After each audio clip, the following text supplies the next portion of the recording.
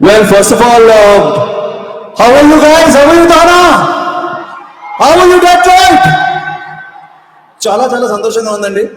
అంటే నేను కొంచెం మాట్లాడడం అంత ఎక్స్పర్ట్ కాదు.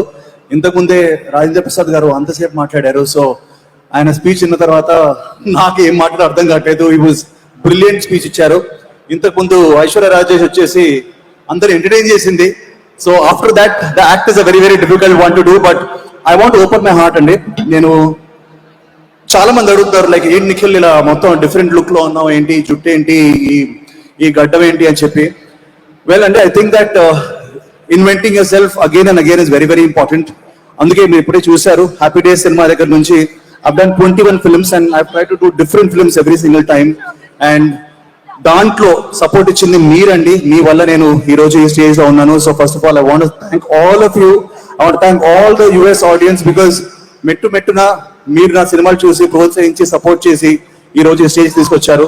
And I just want to say one thing అండి. I want promise all of you that just ఒక లవ్ స్టోరీనో, ఒక యాక్షన్ మూవీనో, ఒక ఫ్యామిలీ మూవీనో కాకుండా 100% వాల్యూస్ ఉండే సినిమా, మారల్స్ ఉండే సినిమా, ఏదో ఒక చిన్న కొత్త పాయింట్ ఉండే సినిమా నేను చేద్దామని ప్రయత్నంలో ఉన్నాను.